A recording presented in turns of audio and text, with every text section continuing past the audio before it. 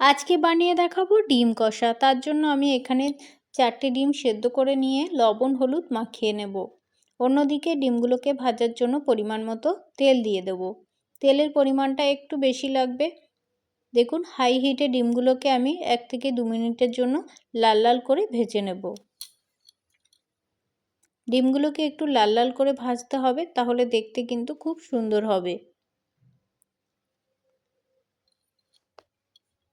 দেখুন ডিমগুলো আমার ভাজা হয়ে গেছে। একে একে ডিমগুলো আমি তেল ঝরিয়ে তুলে নেব।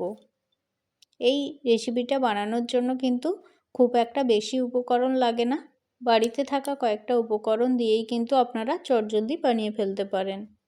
কিছুটা পেঁয়াজ কিন্তু আমি এখানে ভেজে নিচ্ছি। এই পেঁয়াজটাকে আমি পেস্ট বানাবো। দেখুন যখন লাল লাল হয়ে যাবে তখনই পেঁয়াজটা তুলতে হবে, কাঁচা থাকলে কিন্তু হবে না। যেমন আপনারা বেরেস্তা যেটা বানান সেইভাবে কিন্তু বানাতে হবে।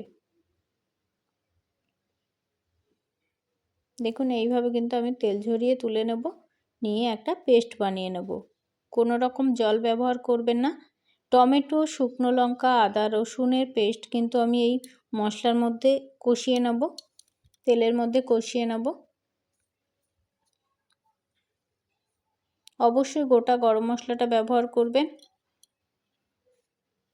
এর মধ্যে দিয়ে দেব হলুদ গুঁড়ো, হাফ টিস্পুন জিরে গুঁড়ো, খুব সামান্য আমি ধনে গুঁড়ো দিয়েছি, আর স্বাদ মতো অবশ্যই লবণ, চিনি আর লঙ্কার গুঁড়োটা অবশ্যই কিন্তু আপনাদের ঝালের পরিমাণ বুঝে দিতে হবে।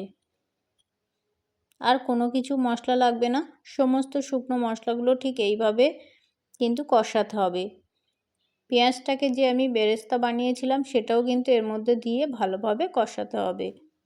যখন একটু মশলা থেকে তেল ছেড়ে দেবে তখনই কিন্তু এর মধ্যে আমি অল্প জল ব্যবহার করব।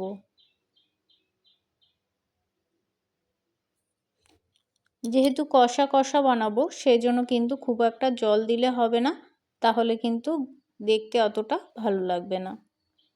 আবারও 2 থেকে 3 মিনিট এইভাবে মিডিয়াম টু লো হিটে কষিয়ে নেব।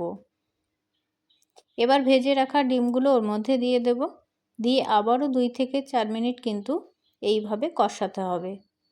আর কোনো কিছু মশলা আমি দেব না, একটু শুকনো শুকনো হবে, তাহলেই রেডি হয়ে যাবে আপনার চটজলদি ডিম কষা। এখানে কিন্তু কোনো রকম কাশ্মীরি লঙ্কার গুঁড়ো কিংবা গরম মশলা আমি এখানে ব্যবহার করিনি। ডিম কষাটা একটু কালচে কালারের হবে। যদি আপনাদের মনে হয় যে খুব শুকনো হয়ে গেছে, হালকা জলও ব্যবহার করতে পারেন। যেমন গ্রেভিটা রাখতে চাইছেন ঠিক সেইভাবে কিন্তু হবে। আমার এখানে অনেকটা শুকনো শুকনো হয়ে গেছিলো, সেই জন্য কিন্তু আর একটু জল দিলাম। তৈরি হয়ে গেল খুব সহজেই ডিম কষা।